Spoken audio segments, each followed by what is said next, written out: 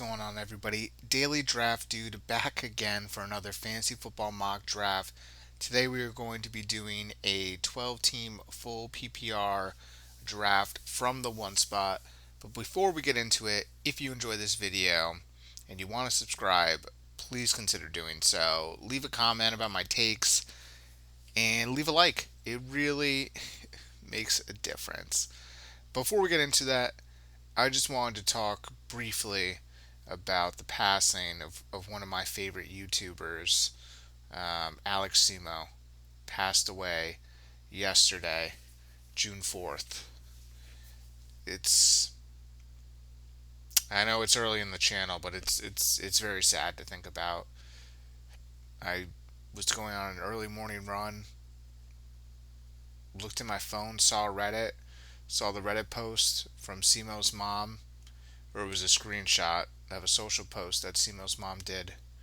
And it really just makes you think about the fragility of life.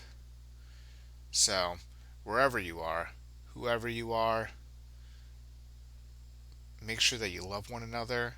Make sure that you cherish the relationships that you have.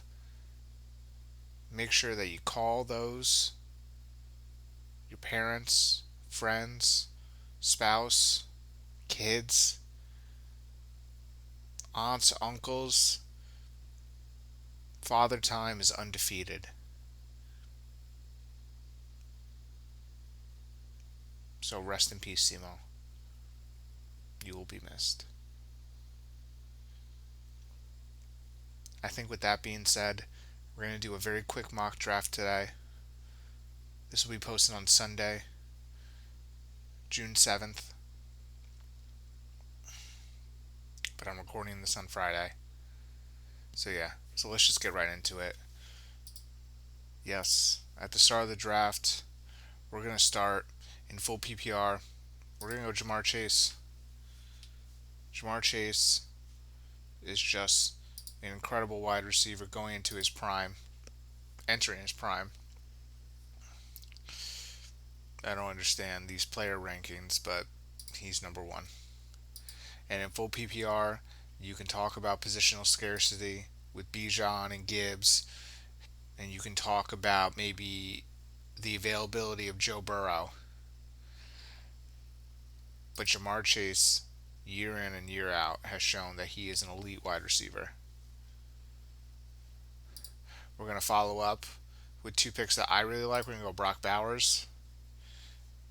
I don't love going these onesie positions so early, but I feel at the 2-3 turn, getting Brock Bowers, getting a difference maker, somebody that could be tight end one, going into a new offense with Clint Kubiak. They're going to use him. He's the most dynamic playmaker on that Raiders team outside of maybe Ashton Genty. You could talk about Ashton Genty and Brock Bowers, 1A, 1B. It's probably Bowers and then Genty. And then we're going to follow that up with I do like Nico. Nico a lot. I like Nico a lot. He definitely does have some injury concerns. But really the thing that I'm most concerned about is just the quarterback play. And I'm afraid with the Chris Olave, he has had concussion issues.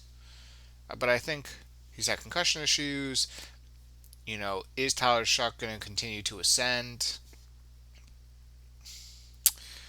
These are all good questions that I don't have the answer to. But I think we'll just stick and pick best player available, Nico Collins.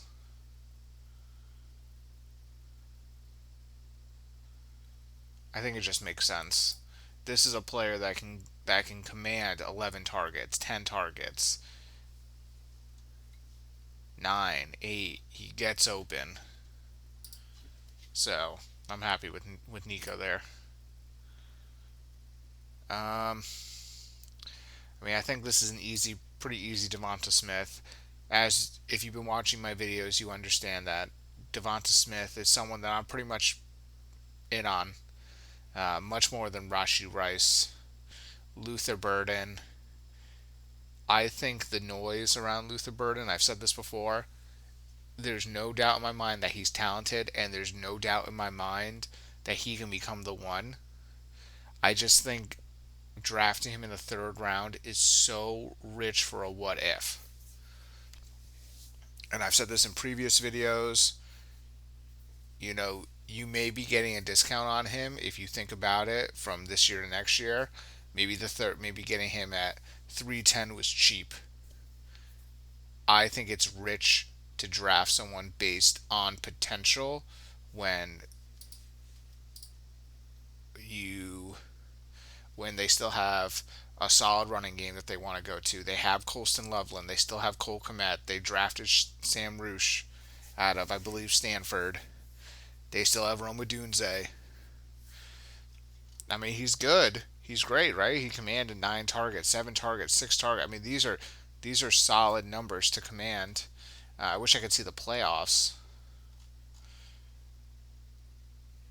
but I think in the third round in redraft is very rich, especially being the number one Bears receiver off the board over Colston Loveland, especially in full PPR.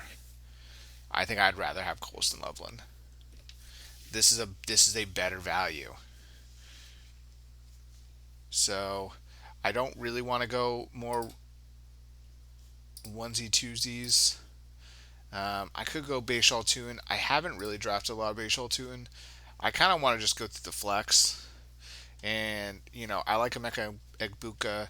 I like Mike Evans. I think I just want to go Mike Evans with Brock Purdy and just sort of let's just rock and roll with that. Try and get one of these late quarterbacks. I'm going to try and get Brock Purdy. No respect to Hurts, man.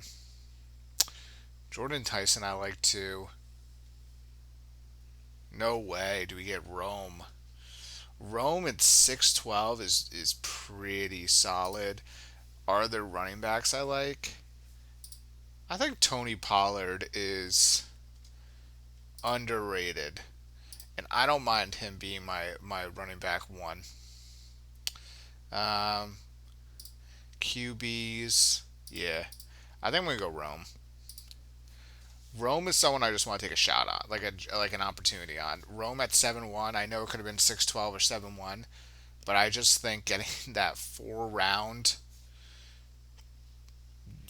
discount on Rome is like an incredible value. Because the thing is that even if Rome doesn't hit, right, he doesn't ascend to be that wide receiver one or mid tier wide receiver two that you're looking for.